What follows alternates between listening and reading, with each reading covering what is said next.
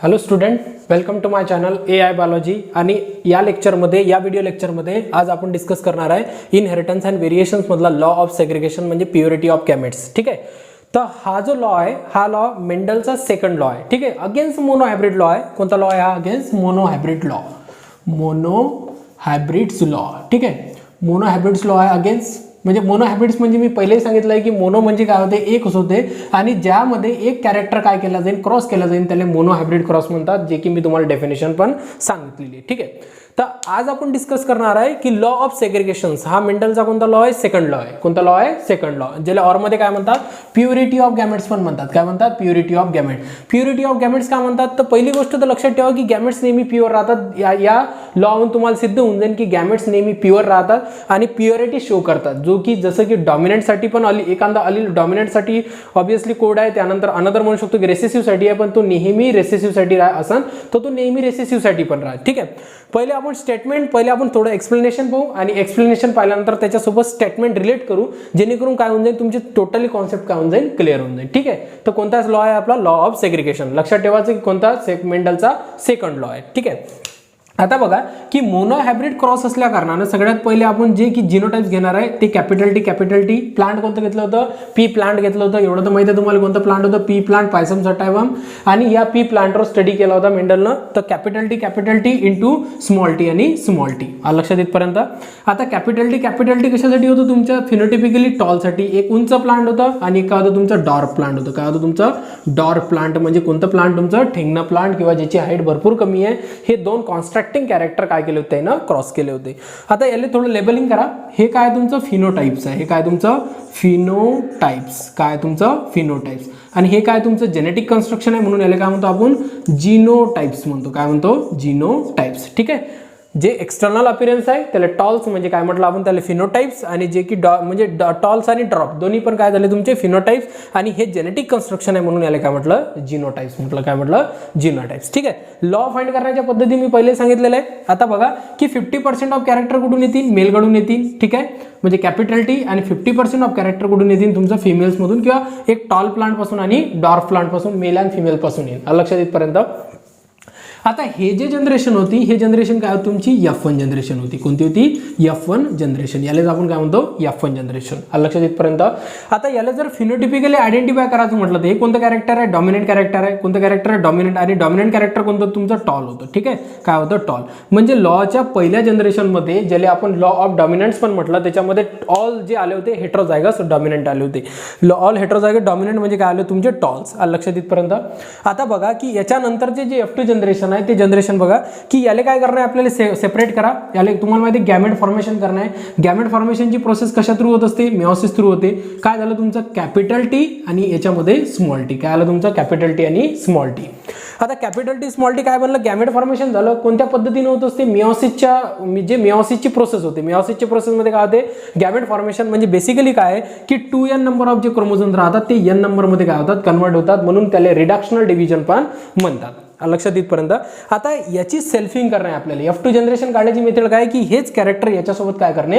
Cross करणे. म्हणजे basically याची सेल्फिंग करणे. ठीक आहे, तर सेल्फिंग करण्याची पद्धत तुम्हाला माहिती आहे की कॅपिटल टी काय दिलेलं तुम्हाला? कॅपिटल टी आणि स्मॉल टी. काय दिलेलं? Capital T small T, capital T small T. याच्यामध्ये बोर्ड मेथड अरेंजमेंट करा. ठीक आहे, हे झाली तुमची बोर्ड मेथड. आणि बोर्ड मेथड अरेंजमेंट झाल्यानंतर याच्यामध्ये काय करायला? क्रॉस करा, जेणेकरून काय तुम्हाला F2 जनरेशन. बघा इकडला काय तुमचा? Capital T. इकडला पण काय तुमचा? Capital T. इकडला काय तुमचा? Capital T. आणि इकडला काय तुमचा? Small T. ठीक आहे, क्रॉस समजत आहे कशा पद्धतीने आहे तर. पुन्हा इकडला काय तुमचा? Capital T. हा काय तुमचा? Small T. आणि पुन्हा हा स्मॉल टी आणि हा स्मॉल टी. हे झाली जनरेशन. बोर्ड मेथडनं काढली आपण. हेच कॅरेक्टर याच्यासोबत काय केले? आपण क्रॉस केले. आणि क्रॉस केल्यानंतर हे जे जनरेशन आहे, या जनरेशनलाच आपण काय म्हणतो? F2 जनरेशन म्हणतो. काय म्हणतो? F2 generation. ही दुसरी जनरेशन आहे प्लांटची. आता दुसरी जनरेशन झाल्यानंतर आता याला थोडंसं आयडेंटिफाय करून टाकू आपण. फिनोटिपिकली रेशो आणि जिनोटिपिकली रेशो पण कशा काढला जाते ते पण पाहू आपण. पहिले आयडेंटिफाय करून टाकू. पहिलं जे कॅरेक्टर आहे ते तर प्युअर आपल्याला काय दिसते, डॉमिनंट दिसते. म्हणजे डॉमिनंट असल्या कारणाने ते काय झालं, तुमचं टॉल झालं. ठीक आहे, इथं बघा पॅरेंटल टाइप्स काय आहे आपलं, कॅपिटल टी प्युअर आहे म्हणजे टॉल आहे. त्यानंतर कॅपिटल टी स्मॉल टी हे अगेन्स्ट काय म्हणतात, लॉ ऑफ डॉमिनन्सनं हेट्रोझायगस काय आपला डॉमिनन्स आहे म्हणजे डॉमिनंट कॅरेक्टर म्हणजे कोणतं, तुमचं टॉल आहे. हे पण अगेन्स्ट काय तुमचं टॉल्स आहे. आणि हे जे कॅरेक्टर आहे हे कॅरेक्टर आहे तुमचं डॉर्फ कॅरेक्टर आहे. कोणतं कॅरेक्टर आहे, डॉर्फ. म्हणजे बेसिकली काय की किती प्लांट उंच निघाले, हाईट टॉल न 3 प्लांट काय निघाले आपले, टॉल निघाले. आणि जे 1 प्लांट आहे ते काय निघालं, तुमचं डॉर्फ प्लांट निघालं म्हणजे ठेंगणं प्लांट निघालं. ठीक आहे, आता बघा की लॉचं एक्सप्लेनेशन आपण स्टेटमेंट सोबत काय करू, मॅच करून, जेणेकरून तुमचे काय होणार, मायक्रो कॉन्सेप्ट क्लिअर होईल की law of purity of gametes काय म्हणतात आणि लॉ ऑफ सेग्रिगेशन या लॉले काय म्हणतात. ठीक आहे, आता बघा की पहिले सेग्रिगेशन म्हणजे स्प्रेड होणे. सेग्रिगेशन म्हणजे काय होते, स्प्रेड होणे. ठीक आहे, आता स्टेटमेंट बघू की law state that Wien F1 hybrid, कोणता हायब्रिड, F1 हे दिसते तुम्हाला, हे F1 हायब्रिड होतं, F1 जनरेशन आहे, त्याला आपण F1 हायब्रिड म्हणतो. F1 hybrid form the gametes, काय फॉर्म करतात म्हणते, गॅमेट्स फॉर्म करतात. बघा आपण याला गॅमेट्स फॉर्म केलं, 50% ऑफ गॅमेट्स कॅपिटल टी बनला आणि 50% ऑफ गॅमेट्स काय बनला, स्मॉल टी बनला. ठीक आहे, तर आपण काय केलं, याला गॅमेट फॉर्मेशन केलं.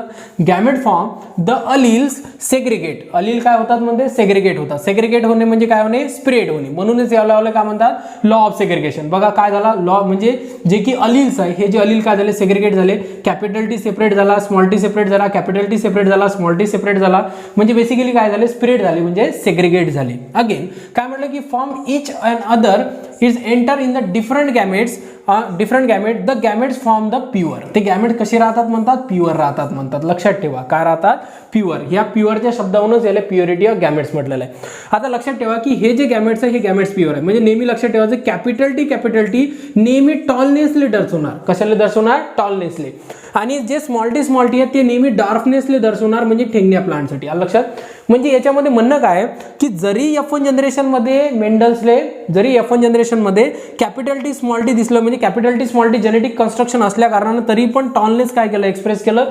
त्याचं कारण काय होतं की त्याच्यामध्ये डॉमिनंट जीन आणि रेसेसिव्ह जीन होता. बट जरी याच्यामध्ये म्हणजे काय कॅपिटल टी आणि स्मॉल टी ज्यावेळेस याची मिओसिस होईल, गॅमेट फॉर्मेशन होईल, तर हे सेपरेट होईल आणि ही प्युरिटी दर्शवणार.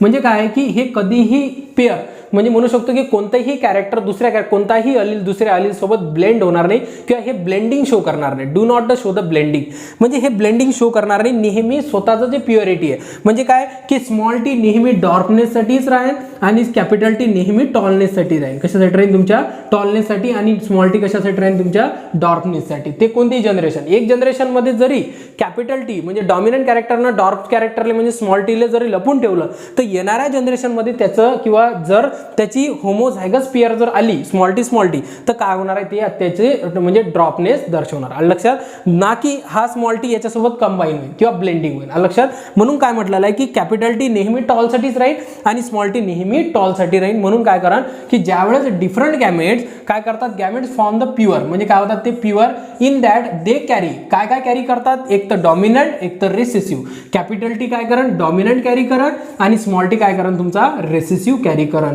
ना की ते ब्लेंडिंग शो करण. ठीक आहे, तर हेन्स दिस इज लॉ, म्हणूनच त्याला काय म्हणतात, डिस्क्राईब. म्हणून त्या लॉले काय म्हणतात, प्युरिटी ऑफ गॅमेट्स पण असे म्हणतात. आणि लक्षात ठेवा की गॅमेट्स नेहमी प्युअर राहतात. जरी डॉमिनंट कॅरेक्टरनं रेसेसिव्ह कॅरेक्टरले लपून ठेवलेलं आहे, फॉर एक्झाम्पल त्याचा जे कॅरेक्टर शो करून नाही दिलं, पण जरी त्यानंतर याचे जेव्हा सेग्रिगेशन होईल स्मॉल टी नेहमी जनरेशन टू जनरेशन नेहमीच जे स्मॉल टी आहे ते कशासाठी दर्शवल्या जाईल, तुमच्या ड्राफ्टनेसले दर्शवल्या जाईल. म्हणून बघा काय झालेलं इथं, कॅपिटल टी टॉल आला, स्मॉल टी म्हणजे कॅपिटल टी स्मॉल टी काय आला तुमचा पुन्हा टॉल आला आणि कॅपिटल टी स्मॉल टी पुन्हा टॉल आला. पण एक जे जनरेशन आहे स्मॉल टी हे काय आलं तुमचं डॉर्क प्लांट आलं.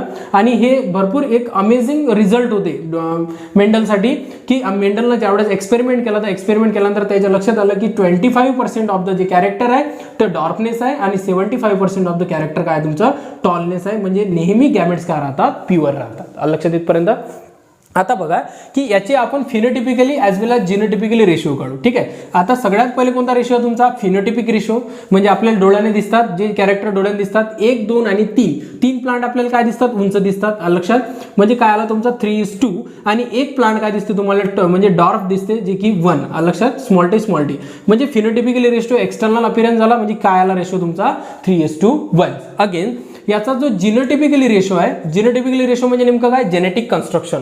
याच्यामध्ये किती वेगवेगळे जेनेटिक कन्स्ट्रक्शन दिसतात, कॅपिटल टी हे प्युअर टॉल आहे, म्हणजे हे किती कॅरेक्टर आहे, एक कॅरेक्टर. त्यानंतर कॅपिटल टी आणि स्मॉल टी हे किती कॅरेक्टर आहे, दोन कॅरेक्टर, म्हणजे काय आला 2. आणि जर स्मॉल टी आणि स्मॉल टी हे काय तुमचा 1. म्हणजे लक्षात ठेवा की जो की सेकंड लॉ आहे, मेंडलचा सेकंड लॉ आहे, लॉ ऑफ सेग्रिगेशन. हा लॉ ऑफ सेग्रिगेशन नेहमी फिनोटिपिकली 3:1 रेशिओ राहील आणि जिनोटिपिकली राहील 1:2:1. लक्षात इथपर्यंत. आणि म्हणूनच जे की म्हटलेलं आहे की गॅमेट्स नेहमी प्युरिटी शो करतात, म्हणूनच झाले प्युरिटी ऑफ गॅमेट्स पण असे म्हणतात आणि लॉ ऑफ सेग्रिगेशन पण असे म्हणतात. लक्षात. जर तुम्हाला एकदम प्युअर कॉन्सेप्ट आणि क्लिअर कॉन्सेप्ट जर पाहिजे असेल तर चॅनलला जरूर सबस्क्राईब करा आणि ज्याला जरूरत आहे त्याला हा व्हिडिओ शेअर करा. ठीक आहे. थँक्यू.